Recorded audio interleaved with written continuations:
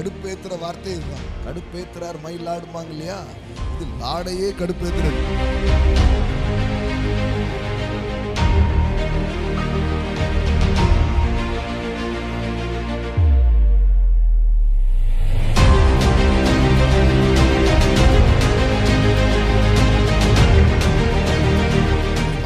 பார்த்தீங்கன்னா they will talk.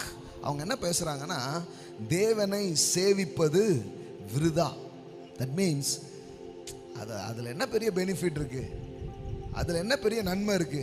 தேடாதவன் கூட தான் நல்லா இருக்கான், நம்பாதவன் கூட தான் நல்லா இருக்கான். பாருங்க, நம்ம விசுவாசத்தில் அப்படியே ஒரு கல்லை தூக்கி போடுவோம் பாருங்களேன்.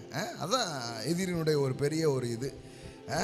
கடவுளை நம்பாதவன் நல்லா இருக்கான், கடவுளை தேடாதவன் நல்லா இருக்கான் அப்படின்ற மாதிரியே பேசுகிறாங்க. பாருங்கள், தேவனை சேவிப்பது விருதா. ஆமே, அவங்க என்ன பேசுகிறாங்க பாருங்களேன்.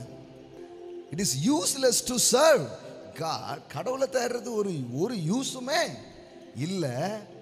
What profit is it if you keep his ordinances. அவருடைய வழிகளில், அவருடைய கற்பனையில் நடக்கிறதுனா என்ன பெரிய பயன் இருக்கு அப்படின்னு, என்ன புரோஜனம் அப்படின்னு பேசுகிறாங்க.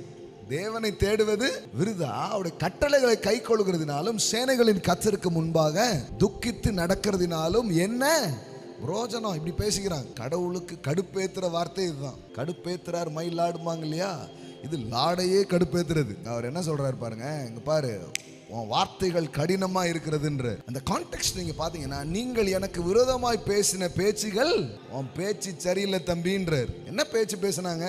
அதெல்லாம் சும்மா வேஸ்ட்டுங்க, கோயில் போறது வேஸ்ட்டுங்க, ஆலயத்துக்கு போறது வேஸ்ட்டுங்க, காணி கொடுக்குறது வேஸ்ட்டுங்க, இது எல்லாமே சும்மாங்க, அதெல்லாம் ஒன்றும் கிடையாதுங்க, இப்படி பேசுறாங்களாம். கடவுள் சொல்றாரு, நீங்கள் எனக்கு விரோதமாய் பேசின பேச்சுக்கள் கடினமா இருக்கிறது என்று கர்த்தர் சொல்லுகிறார்.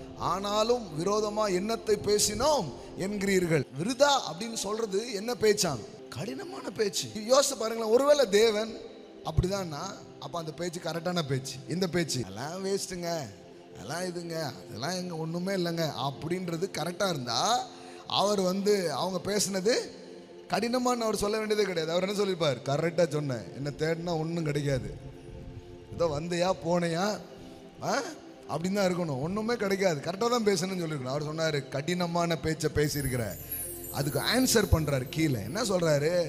உனக்கு தெரியலப்பா, நாள் வருது. ஆமென், வாங்கிக்கோங்க. இந்த 10வது மாதம் இந்த மாதிரி பேசிட்டே இருக்கிறாங்க. இதுக்கு நடுவில் கர்த்தர் ஒன்று பேசுகிறார். என்ன பேசுகிறார் தெரியுமா?